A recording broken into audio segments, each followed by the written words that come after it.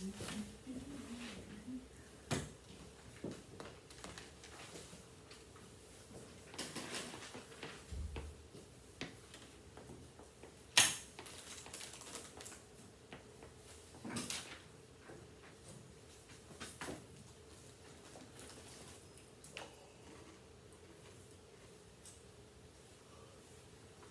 you never come to airplanes?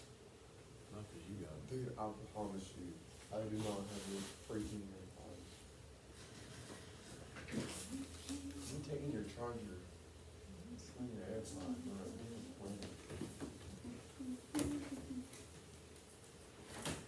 Alright, so there are only two things that we're gonna do on this problem, and you can do whichever one you wanna do first, it doesn't matter. You just gotta be willing to try something. So, if you saw this on a test, what would you try to do? Okay, 28 over 4, as soon as my marker picks up here. That's a fabuloso idea. 28 over 4 is the same as 7. Well, that's a weird 7. Let me do something about that. There we go. So we get 28 over 4 is the same as 7, so we've taken care of that. So now we're to the x's. And so, just like the 28 over 4 meant we divided, so we're dividing with those x's, which means we're using the quotient rule. And what does the quotient rule do with exponents? Subtracts them. So what's the exponent up here on the numerator? 1. So I've got x to the 1 minus 1/5 is what I'm doing. And we haven't always written that step because we just went ahead and subtracted it. So what is 1 minus 1/5? 4/5. That's your final answer. All right. So our stuff today, it's good because it's still going to be using that, but it's just going to look a little different in the beginning. But we need some more practice with that stuff, so we'll still be seeing it today. It's just going to look different. Doing some function operations.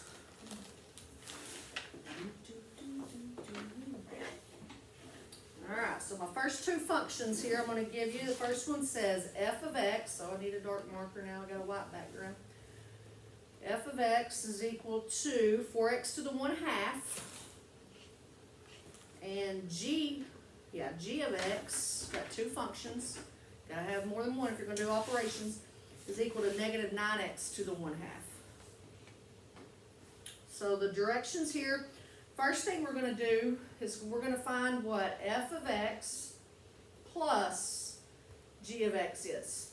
Then after that, we're going to find what f of x minus g of x is. Okay? So this is pretty simple in the beginning. We're working this problem here. We're wanting to add them, so I'm just going to bring down my f of x function. So I'll bring down 4x to the 1/2. I'm adding that to my g of x function. So negative 9x to the 1/2. Whoa. So the only one that saw that? So now those are like terms, right? X to the 1/2, x to the 1/2. Same guitars, didn't we talk about that? I got cracked up on somebody's assignment yesterday. They were an actual virtual student, so they had to have watched the video to know. They like marked this as same guitar, same guitar. And I was like, yes, somebody watched the videos. I don't think anybody did. All right, so 4 of them plus negative 9 of them gives you negative 5 of them. And that's it. Don't even have anything to do to it. Okay, so problem number 2 over here wants us to do the same thing, but instead of adding them, it wants us to subtract them. So f of x is first, so I bring it down, 4x to the 1/2 minus g of x, I bring it down, negative 9x to the 1/2. So I've got like terms, 4 minus negative 9, what does that get us? 13, so 13x to the 1/2, that's it. Easy schmeezy.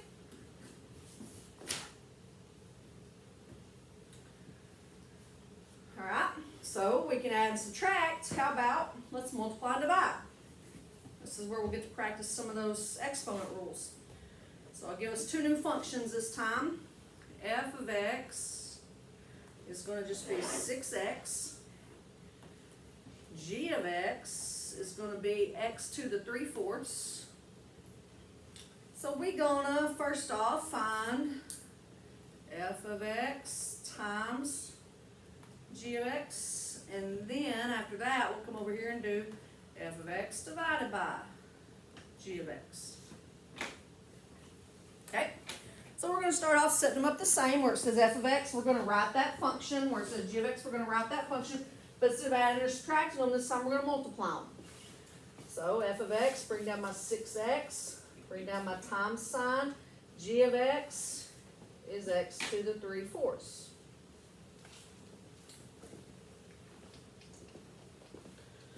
Okay.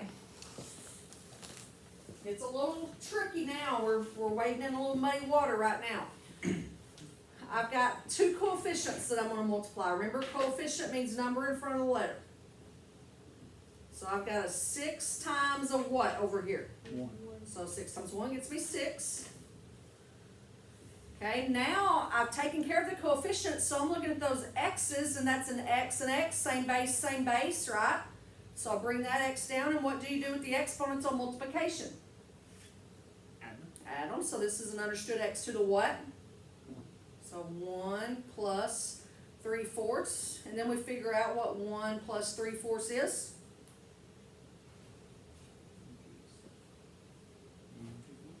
Well, let's leave it as an improper fraction, because remember we need a power over root kind of deal. So what, isn't 1 the same as 4/4? So 7. So 7/4. You got it. You got it. You got it. Now the 1 3/4, like he said, would not be wrong, but at some point we might be able to go farther using our power over root. So you would put it as an improper. All right. Now let's set it up on the right side and divide them. So we got 6x f of x divided by x to the 3/4 g of x. Okay, so if we attack the same way we did on the multiply, we would look at our coefficients and divide those. So 6 divided by 1 would get us 6. And then on my variables, I got an x and x. That's the same base, so I keep that. And what do I do with the exponents here? Subtract. So 1 minus 3/4. And what is 1 minus 3/4? So our final answer would be 6x to the 1/4. Winner, winner, chicken dinner. It's not very hard, is it?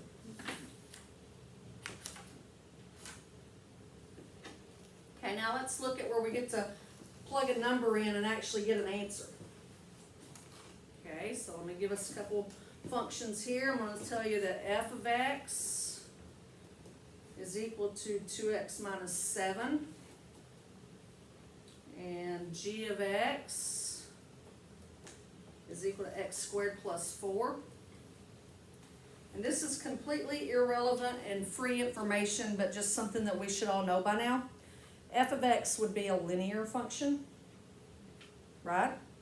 We would make a line. It's in the mx plus b form, right?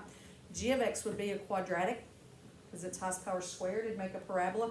We don't need that for this problem, but that's something that should be in our brains by now. Okay, so what we're going to do, now that we got that out of the way, we're going to find, this is going to look funny, g of f of 3. It's looking like a line of code up there. Yeah, we just need a squiggly bracket and a semicolon. Okay, so when we have, this is called composition. That's what the other thing we said we were going to do. When we have composition, you're always going to start with the function on the inside, so the center one. So we're going to start with our f of x. And what this is telling us to do is to plug a 3 in for x in the f of x. So we're going to take a 3 to the f of x and put it in there and work that out. So we're going to say f of 3, I meant to write a 3 and I started to write an x. F of 3 is equal to 2 times 3 minus 7. I just put a 3 in for the x, so that's 6 minus 7. So that gives me negative 1. Okay, if that's all it asked for, if it didn't have this, we would be done. But now this whole piece is replaced with negative 1, right? This is the same as negative 1. So we're going to take that negative 1 now And plug it in the G. and plug it in the G. So we'll say right here, Negative 1 squared plus 4. So negative 1 squared is 1. So our final answer is the 5. Now all you got to be careful about is which one you go to first. So you always go to the one on the inside first. Work your way inside out. It's not hard math for you there.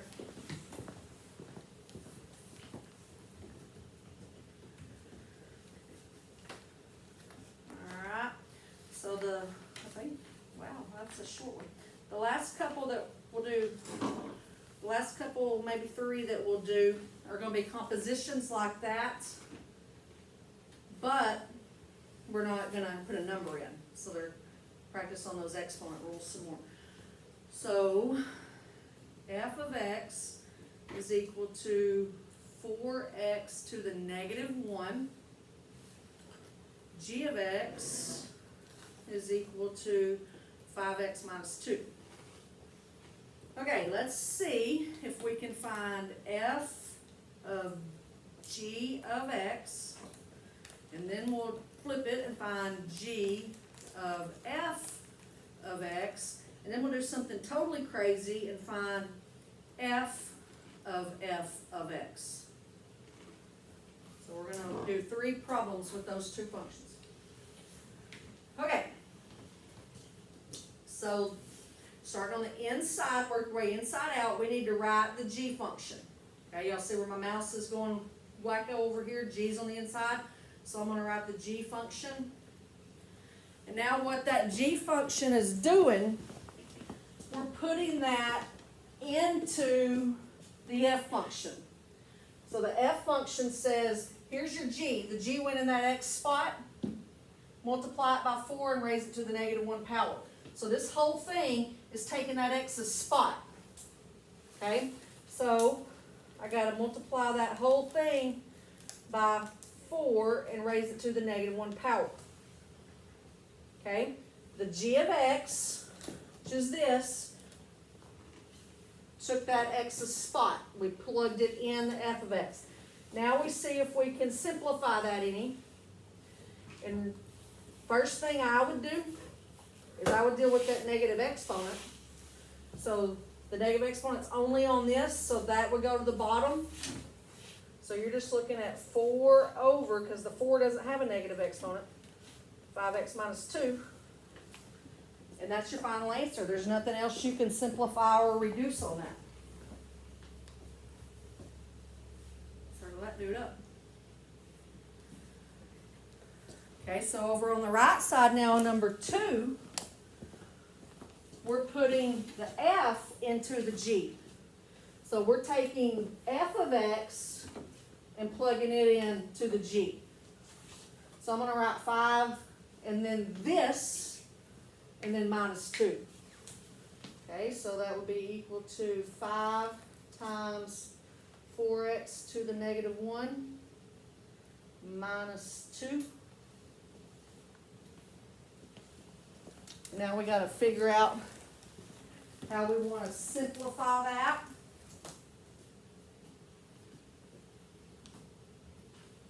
I mean, you got a negative exponent to deal with, and you got a multiplication to deal with, so what do y'all want to do first? Put the 4x on the bottom underneath it. Okay, but the whole 4x won't go on the bottom. That negative 1 is only on the x. Oh. So we can still have the 5 times 4 on top, the x on the bottom, and then you got your minus 2 stuck out on the end. And now there's only one thing left to do. Tyler got us a great start there. What's the last thing you know to do? Simplify. Well, how? What are we doing here? Multiply 5 times Right, 4. 5 times 4. So you got 20 over x minus 2. That's it. Now some people will say, well, isn't that 18 over x? No, because this 2 is not on top of the x. They don't have a common denominator. So that would be that one. Okay. Now the last one, I've kind of went all over the place. My last one right here, I'm going to take f of x and I'm going to plug it in the f. So it's like it's going in for itself. It's kind of a strange one. These are the ones that always I have to slow down and be careful on these. But if I take 4x minus 1 and I put that in for the x, okay, that means we're going to be looking at 4. I thought I scrolled that up, so let's see. We're going to be looking at 4, and then in the x spot, we're going to have 4x to the negative 1, and then to the negative 1. Because we put this whole thing in for that x. Does that kind of make a little sense? Alright, so now we need to simplify that using our exponent properties.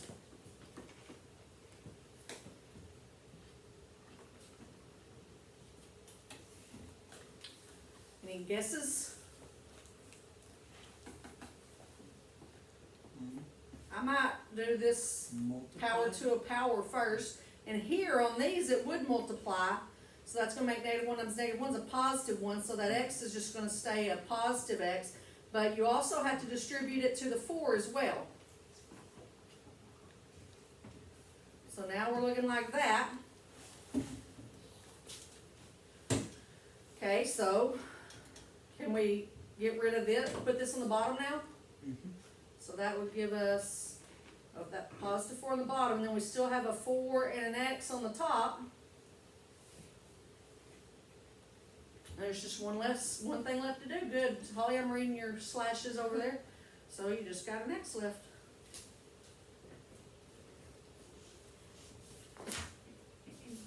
So is that the last 3 problems?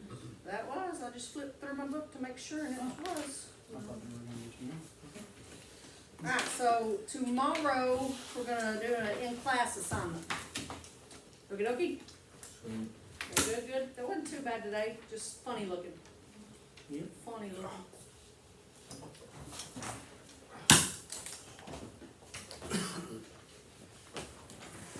It was good we had a short one after we had such a